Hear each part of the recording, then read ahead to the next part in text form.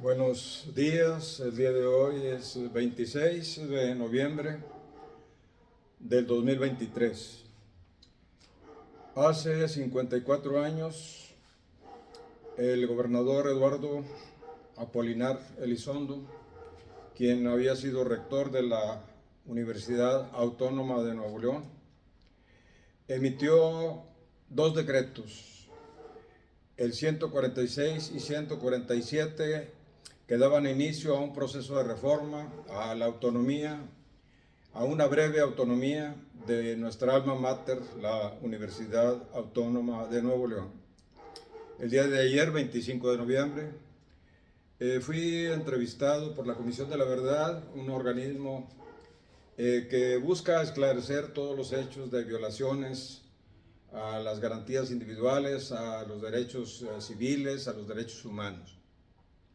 Me buscaron porque nuestro movimiento, que empezó el 9 de marzo de 1968, culminó abruptamente con otra represión el 10 de junio de 1971, con una matanza orquestada por el gobierno de Luis Echeverría Álvarez, ya como presidente, quien había sido secretario de Gobernación del presidente Gustavo Díaz Ordaz, corresponsables ambos de la represión al movimiento del 68 y a la matanza del 10 de junio de 1971, en una marcha de apoyo a los universitarios en lucha de nuestra universidad por violaciones graves a los derechos. Los hechos se iniciaron, como lo mencionaba, el día 9 de marzo de 1969, cuando el gobernador Elizondo dio a conocer a los medios informativos, a la prensa estatal, pero también fue reproducido su mensaje a la prensa nacional, en el sentido de que el gobierno de Nuevo León se declaraba incapaz de seguir financiando la educación media y superior. Por tanto, emitió una iniciativa que consistía en que los estudiantes de preparatoria, de las facultades, de las escuelas, de la universidad, tendrían que pagar el 100% del costo de su educación. Y quien no pudiera pagar, pero que tuviera altas calificaciones, podría ser beneficiado con una beca préstamo al estilo americano, a empezar a pagarse una vez que concluyeran los estudios.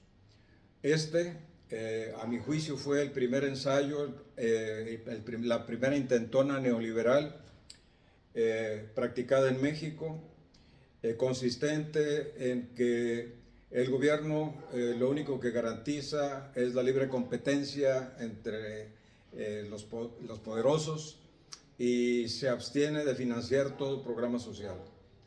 Bueno, pues estas fueron las declaraciones un sábado 9 de marzo del 68, meses antes de que empezara el gran movimiento de París, el movimiento que cundió por el mundo, y meses antes también de que empezara el gran movimiento de la Ciudad de México, el movimiento del 68. El lunes 11 de marzo tuvimos asambleas en nuestra escuela. Un servidor, junto con otros compañeros, era representante en la sociedad de alumnos. Convocamos asamblea en nuestra facultad, acordamos irnos a la plaza de Colegio Civil en el centro de la ciudad de Monterrey, y la sorpresa nuestra fue que, sin ponernos de acuerdo, nos encontramos representantes y bases estudiantiles de todas las escuelas de la universidad prácticamente. Allí nos conocimos, fraternizamos, formamos el consejo estudiantil formado por representación de estudiantes de cada dependencia, e iniciamos marchas solemnes, enormes, gigantescas, combativas, como la que vemos en esta imagen, en esta fotografía, siendo acompañados por maestros democráticos, por nuestros padres de familia. Con nosotros marchaba, como si fuera una colegiala más, doña Rosario Ibarra de Piedra, Rosario Piedra, actual titular de la Comisión Nacional de Derechos Humanos, el Guli, su hermano, hijo de doña Rosario y del doctor Jesús Piedra, desaparecido hasta la fecha. Marchábamos porque no estábamos de acuerdo en que la educación pública desapareciera y que todo el estudiantado al más puro estilo americano, quien quisiera estudiar tuviera que pagar con sus propios recursos su educación. Esta situación, sin darnos cuenta, con este movimiento estábamos conmemorando otro gran movimiento que se dio en Córdoba, Argentina, 50 años atrás, hace más de 100 años, 100 y piquito de años, en donde al igual que nosotros, o nosotros igual que ellos, lucharon por una universidad pública, científica, democrática, gratuita, comprometida con las causas populares, de calidad. Pues estas marchas fueron bastante poderosas. En un principio, pues nuestros diálogos eran tranquilos, amables, pacíficos, respetuosos, civilizados. Aquí tenemos la imagen en donde directivos de nuestra Facultad de Medicina, profesores y estudiantes, convertíamos el frontispicio de la facultad en un gran auditorio en donde deliberábamos. En esta foto está un servidor de ustedes, junto con el doctor Luis Eugenio Todd, maestro mío de medicina interna, que lamentablemente ya falleció, Ignacio Steines, Enrique Sergio, el doctor Ugartechea, Máximo de León, deliberando, analizando las repercusiones que tendría la privatización de la educación media y superior en Nuevo León. Las marchas tuvieron un impacto poderoso. Logramos convencer al Consejo Universitario de que se pronunciara en contra de esa iniciativa. Hablábamos con miembros integrantes del Congreso del Estado sobre las repercusiones que tendría sobre las clases medias, las clases populares, y finalmente nuestras presiones, nuestras protestas dieron lugar a que el 26 de noviembre de 1969, el Consejo Estudiantil, integrado por representación de todas las facultades, recibiera un comunicado del gobierno del Estado pidiendo que una representación del mismo asistiera al despacho del gobernador. Los compañeros del Consejo Estudiantil nombraron al compañero Enrique Sergio y a un servidor para que asistiéramos a ver qué quería el gobernador. Nos encontramos con una rueda de prensa, el gobernador de pie, aquí estaba el rector que el gobernador había nombrado, el doctor Héctor Fernández, con una cara un tanto depresiva. El gobernador le pidió la renuncia, renunció. Se nombró un gobernador interino que duró hasta diciembre nada más, miembros de la plana mayor de la universidad, el compañero Enrique Sergio y quien les habla, un servidor. Nuestra sorpresa fue que el gobernador de pie nos leyó los decretos, los decretos en que se señalaba que la universidad tendría que asistir, practicar un proceso de reforma profunda. Es decir, teníamos nosotros un término legal que se cumplió en cuestión de días para formar una comisión redactora de un proyecto de ley orgánica elaborado por universitarios, es decir, por un maestro y un alumno por cada dependencia, por cada facultad o escuela. En mi caso me tocó representar al estudiantado de la Facultad de Medicina. Y también se dio un término para que se nombraran directivos interinos que fueron los decanos de cada facultad o escuela. Y en ese en el intervalo de de unos meses, es decir, de noviembre a diciembre, no meses, días, en un plazo de días, se hizo una renovación completa de los directivos de todas las facultades, se nombró al rector, entró en funciones en diciembre, fue el doctor Oliverio Tijerina. Esas elecciones fueron democráticas, pacíficas, tranquilas, razonadas, de manera paritaria, abierta, realizadas por un maestro y un alumno. Pues todo iba viento en popa, la universidad empezó a funcionar, nos dieron un término de un año para elaborar el proyecto de ley orgánica y lo elaboramos. Aquí está la comisión redactora de la cual formé parte, están compañeros muy destacados, la mayoría eran cuadros de honor en sus respectivas escuelas, facultades, varios de ellos fallecieron posteriormente en luchas enfrentando al gobierno represor. Aquí está la lista de los integrantes, la voy a subir a mi muro de Facebook. Y la respuesta fue la siguiente. En el lapso de 1969 a 1971, tomó el poder como presidente el licenciado Luis Echeverría Álvarez. Si bien el gobernador Elizondo nos había dado los medios legales para proceder a la democratización de la universidad, a convertirla en una universidad como lo planteaba el movimiento de Córdoba, como lo planteaba nuestro movimiento, ¿verdad? Una democrática, transparente en el manejo de sus recursos, científica, al servicio de la población, difusora de la ciencia y la cultura. Pues ese fue el proyecto y estábamos en él. Entregamos el proyecto, sin embargo, el presidente Luis Echeverría tomó el poder y en ese momento todo cambió. ¿Qué fue lo que cambió? Pues simplemente que nos impusieron una nueva ley orgánica, que fue la tercera ley orgánica. Eso ocurrió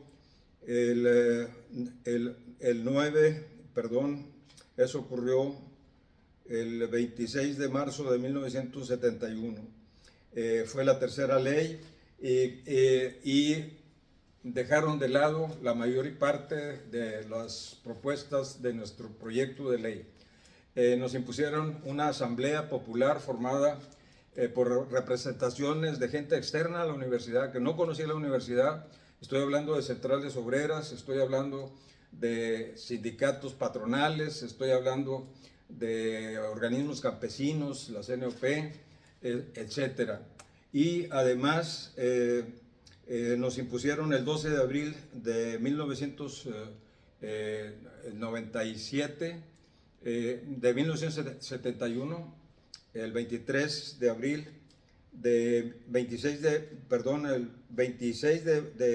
12 de abril de 1971, a un coronel como rector. A un coronel como rector de nuestra universidad, a unos par de años, a 3 años de la matanza, a menos de 3 años de la matanza del 2 de octubre, pues inadmisible, ¿no? Nos movilizamos, no le permitimos tomar posesión y eso dio lugar a que el 6 de junio de 1971 se nombrara, se emitiera una nueva ley orgánica, la cuarta ley orgánica, que fue una copia de la ley orgánica de la UNAM, en donde la autoridad máxima pues era una junta de gobierno. Las protestas se incrementaron, nos quitaron todas las prestaciones, la participación estudiantil dejó de ser democrática. Entonces, nuestra universidad realmente tuvo una autonomía del día 26 de noviembre de 1969 al mes de marzo, 26 de marzo del 71, en que emitieron la tercera ley con una asamblea popular, a la que llamábamos una asamblea populachera, no porque menospreciáramos al pueblo, sino porque eran organizaciones incondicionales del gobierno las que iban a administrar supuestamente a la universidad. Nuestras movilizaciones arreciaron, los ojos de las universidades del país estaban puestas en Nuevo León, porque este ensayo neoliberal, lo que estaba ocurriendo, podía extenderse al resto de las universidades del país. De esa manera, en la Ciudad de México, estudiantes de la UNAM, del Poli, de la Ibero, de Chapingo, convocaron a una gran marcha, una gran concentración de apoyo al movimiento de Nuevo León para el 10 de junio de 1971. No nos dejaron avanzar mucho. Los compañeros que asistieron pues se encontraron con esto, es decir, fuerzas paramilitares del gobierno federal, ordenadas por el gobierno de Luis Echeverría y el presidente de la República y del regente o jefe de gobierno del Distrito Federal, Alfonso Martínez Domínguez. Pues esta situación dio por terminadas las movilizaciones, y lo que ocurrieron después pues fueron situaciones de violencia extrema. Muchos compañeros que eran destacados luchadores sociales optaron por ejercer su derecho a la rebelión, que es un derecho consagrado por Naciones Unidas, es un derecho que ejerció Miguel Hidalgo, es un derecho que ejerció Simón Bolívar, los fundadores de la nación norteamericana. Es un derecho consagrado por las leyes.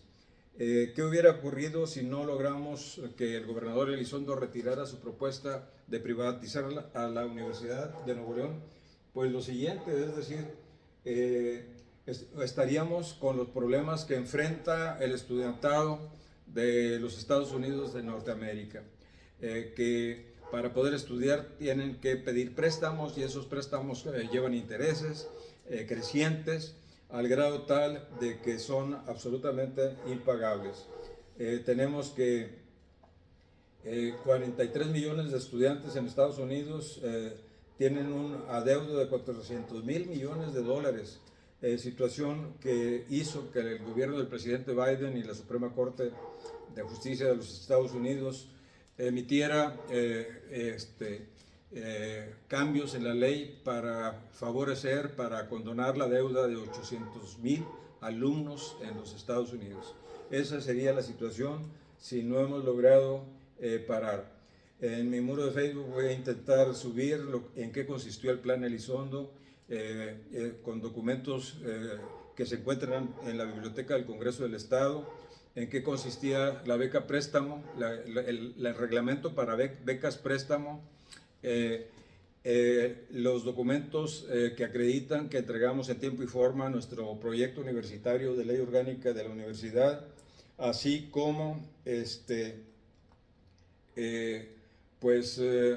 las respuestas que se nos dieron, de modo tal que se fueron radicalizando las situaciones. A la represión del 10 de junio en la Ciudad de México se dio otra represión en nuestro estado, encabezados por el doctor Alfredo Piñeiro López, quien, a pesar de haber formado parte de la comisión redactora, pues se radicalizó, armó a estudiantes, tomaron a la universidad a pedradas y a balazos, y funcionan desde entonces esas directivas emanadas de la cuarta ley orgánica impuesta por el gobierno federal desde entonces, y tienen a una universidad que no desarrolla todas sus potencialidades. Ni nuestra universidad ni mi facultad, la Facultad de Medicina, aparecen en los rankings internacionales de excelencia, no aparecen porque se ha deteriorado la calidad de la enseñanza, el compromiso de los estudiantes, el compromiso de los profesorados. Más del 50% del profesorado trabaja como si fuera personal profesional no docente, a pesar de que somos docentes. Pues esta es la situación que me tocó comentar el día de ayer ante la Comisión de la Verdad, y pues llamamos a profesores, a directivos de la universidad, muchos de ellos maestros comprometidos, para que recapaciten, abran los canales democráticos, y se revisen los planes de estudio, los planes de educación, pues que nos tienen en una situación que se puede mejorar. Agradezco mucho la atención y seguimos en la lucha. Hasta luego.